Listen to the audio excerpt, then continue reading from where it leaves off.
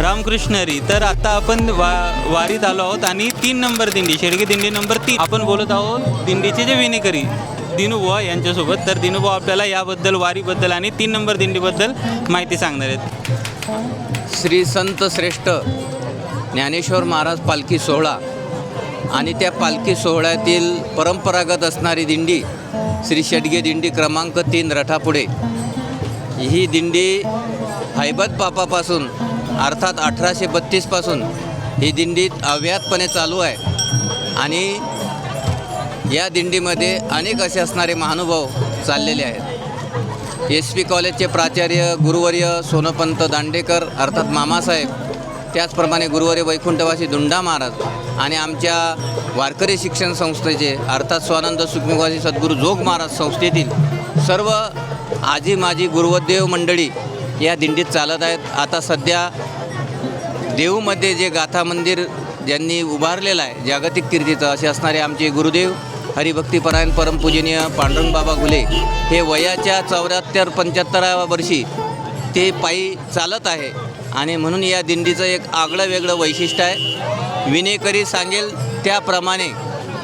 त्याचप्रमाणे वैकुंठवासी गुरुवर्य बंकटस्वामी महाराजांच्या भजनी पद्धतीप्रमाणे चालीप्रमाणे वारकरी भजन या दिंडीत अनुभवास आपल्याला पाहायला मिळतं, ऐकायला मिळतं आणि म्हणून अशा पद्धतीची या पालखी सोहळ्यातील ही रथापुढे 3 क्रमांकाची दिंडी असून या दिंडीचं असं एक आगळं वगळं वैशिष्ट्य सर्व भाविकांना पाहायला मिळतं. तुमच्या आधी कोण विणेकरी होतं?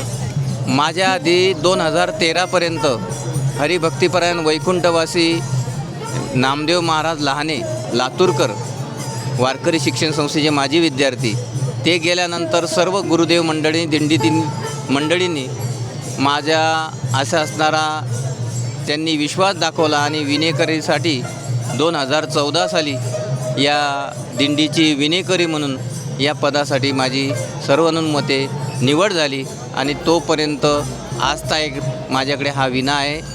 अशा पद्धतीने ही माऊलीची सेवा चालू आहे. रामकृष्ण.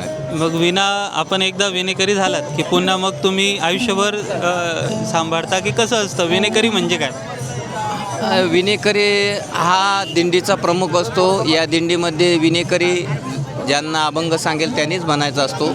अशा पद्धतीने हे विण्याची जबाबदारी असते आणि परंपरा म्हणून नाही की जोपर्यंत तो पायी चालू शकतो ज्याच्यावर सर्व दिंडीतील लोकांचा विश्वास आहे त्याला परंपरा माहीत आहे तोपर्यंत दिंडीचा विणा हा त्यांच्याकडेच असतो आणि मग पुढील वारसदार जोपर्यंत निर्माण होत नाही त्याच्यानंतर तो दुसरीकडे प्रदान केला जातो. अशा पद्धतीची निवड असते. तुम्हाला किती वर्ष झाले?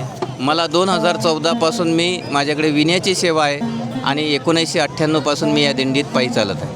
आणि आधीचे जे लहाने महाराज होते त्यांनी किती वर्ष सेवा केली? त्यांनी जवळजवळ 56 वर्ष या दिंडीचा विणा घेतला आणि वैकुंठवासी देहावसन झाल्यामुळे आता माझ्याकडे ही जबाबदारी आलेली आहे.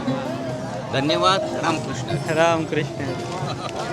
पंढरीनाथ भगवान की जय. अशाच प्रत्येक दिंडीचा एक इतिहास आहे. प्रत्येक दिंडीच्या आपल्या विशेष गोष्टी आहेत. आता मी शेडगे दिंडी क्रमांक 4बद्दल पण मी त्यांच्या विणेकरांशी बोललो तर त्यांनी मला सांगितलं की या दिंडीमध्ये प्रत्येक गोष्ट ही परंपरागत आहे. म्हणजे जे वाजवणारे मृदंग जे वाजवतात त्यांच्या आधी त्यांचे वडील वाजवत होते.